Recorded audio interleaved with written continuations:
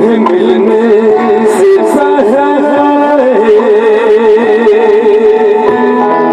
सुनी थी ये दुनिया बड़ी सुनी थी। तुम्हें मिलने से पहले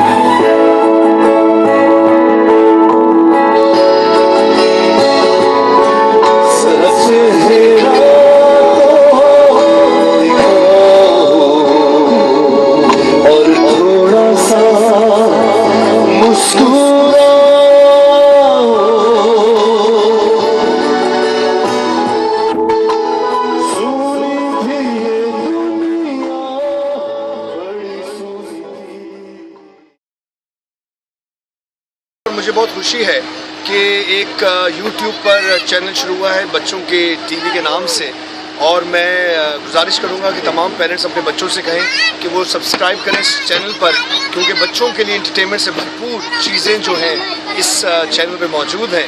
तो हमेशा याद रखें, बच्चों का टीवी ख़ास तौर आपके बच्चों के लिए है, इसलिए इसको हमने शुरू किया है। God bless you all.